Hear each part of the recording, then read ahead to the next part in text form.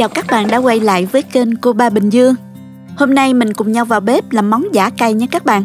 Đây là món ăn dân dã quen thuộc với mọi vùng miền, nấu bằng thịt giò heo rất ngon mà không hề bị ngán. Hương thơm đậm đà của riềng, sả, nước mẻ không thể lẫn vào đâu.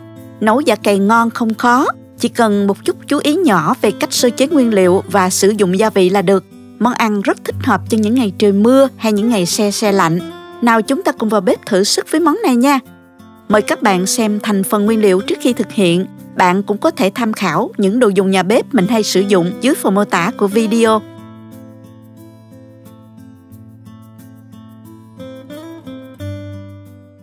Trước tiên mình sẽ sơ chế những nguyên liệu này nha. Món ăn này đặc biệt là mình phải dùng nhiều gia vị thơm từ sả và riềng, là gia vị đặc trưng tạo nên hương vị của món giã cày. Mình sẽ dùng nhiều một chút nha các bạn. Mình dùng 50g sả, cắt lát ra nè. Băm thêm 15g hành tím.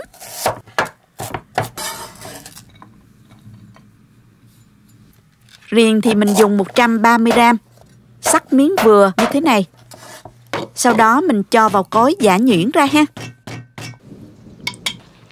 Để nấu món này ngon, các bạn sử dụng một cái chân giò. Lựa chân giò trước cho có gân thì càng ngon ha. Ở đây mình chỉ mua được chân giò như thế này. Họ đã cắt sẵn ra cho mình chứ không để nguyên cái, vì nhiều người không có dụng cụ chuyên dụng để cắt xương cứng như là xương đùi đó, nên mình dùng tạm ha. Dùng thêm một cái đùi trên như thế này nữa, tổng cộng là 2,2 kg, không nhiều đâu nha các bạn. Do toàn là xương nên chỗ này cho khoảng 4 đến 5 người ăn là vừa. Bây giờ mình sẽ đi thui cái chân giò nha. Mình dùng đèn khò để thui da ha. Thui đến khi nào da nó sạm đen lại như thế này. Đừng có sợ da bị cháy nha các bạn. Đen như vậy lát nữa mình cạo ra, da thành vàng nâu đẹp lắm. Bước này sẽ giúp món giã cày thơm hơn rất nhiều. Nhớ đừng bỏ qua bước này nha. Các bạn có thể thui bằng rơm hoặc bằng lá sả khô, sẽ thơm và nhanh hơn nữa. Bạn nào không thui được, mình có thể áp chảo cho xém mặt da nha.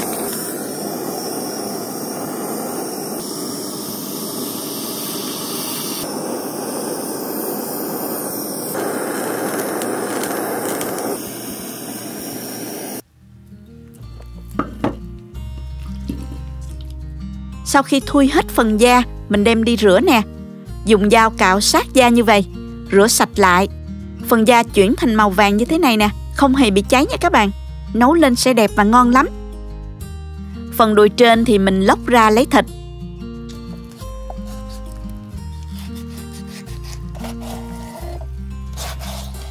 Rồi cắt thành từng miếng cỡ bao diêm vừa ăn đó. Mỗi miếng phải có da mới ngon nha các bạn. Phần xương thì mình để hầm làm nước dùng ha.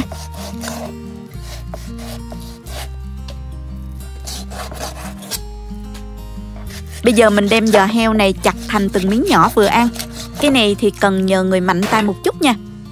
Còn cái phần móng dưới này mình sẽ cắt thành từng khoanh. Và mỗi khoanh mình cắt ra làm đôi, như thế này là được ha. Mình cho vào thố và ướp luôn nè. Ướp vào đây riềng và sả cắt lát lúc nãy. 3 muỗng cà phê bột nghệ. Các bạn có thể thay thế bằng nghệ tươi. 1 muỗng cà phê bột ngọt, 3 muỗng cà phê bột nêm, 3 muỗng cà phê đường, 2 muỗng canh mẻ. Mẻ này mình đã nghiền nhuyễn ra rồi nha các bạn. 2 muỗng canh mắm tôm. Và bây giờ mình trộn đều lên cho thấm gia vị nha.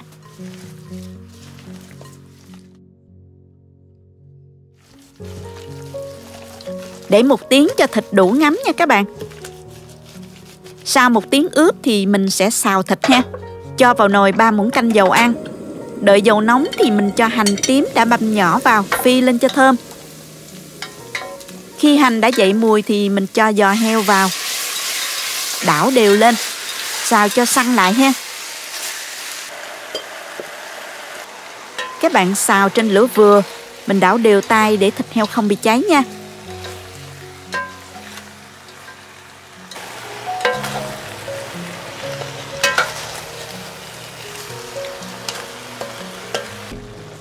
Cho thêm vào 3 muỗng canh nước nè.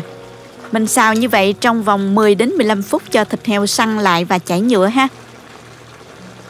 Mới xào sơ thôi mà mùi thơm tỏa lên, thơm lắm luôn các bạn ơi. Nấu món này thì thơm khắp xóm luôn đó. Thấy thịt heo săn lại như thế này rồi đó thì mình cho nước vào nha.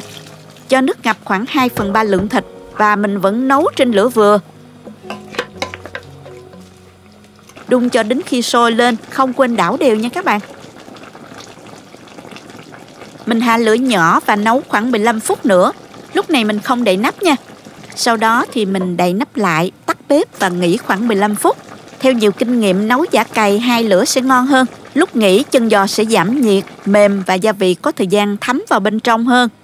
Sau khi nghỉ 15 phút đó, mình mở bếp và tiếp tục hầm khoảng 30 phút nữa, cho đến khi chân giò mềm và nước sốt sánh đặc lại còn khoảng phân nửa lượng giò heo là được. Nếu bạn dùng nồi gang tráng men như mình thì giảm thời gian hầm lần 2 xuống còn khoảng 20 phút thôi nha. Nồi gang giúp giữ nhiệt và thịt nhanh mềm hơn so với nồi bình thường. Bây giờ mình sẽ nêm lại xem đã vừa ăn chưa nha.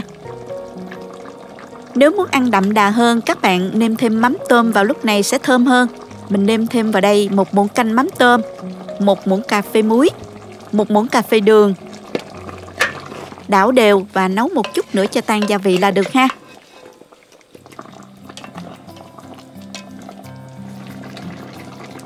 Mình tắt bếp và bày ra đĩa để dùng thôi. Hương thơm đặc trưng của củ riềng, của sả, mắm tôm hấp dẫn quá các bạn ơi. Món này rất ngon nhưng mỗi vùng miền sẽ có cách nấu hơi khác nhau một chút. Mình nấu theo kiểu người miền Nam nên sẽ có một chút đường để điều vị, nhưng chung quy vẫn là gia vị chính là riềng, sả và mắm tôm. Khẩu vị mặn ngọt thì mỗi nơi mỗi khác, các bạn có thể gia giảm sao cho phù hợp với gia đình mình nhé. Với mình thì nêm như vậy là đủ đậm đà rồi ha.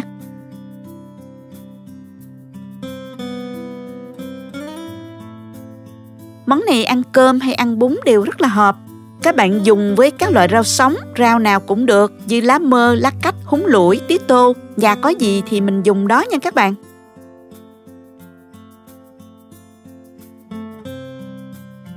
Mình dùng thử nè. Bên ngoài phần da màu nâu bóng bẩy thiệt là hấp dẫn. Phần da này khi ăn giòn dai chứ không mềm đâu nha. Phần thịt bên trong thấm gia vị và mềm tan, vừa ăn. Một chút vị chua nhẹ của mẻ với hương vị đậm đà của thịt hòa quyện hương thơm của sả, riềng. Giò heo thì giòn dai, ăn hoài không bị ngán nha các bạn.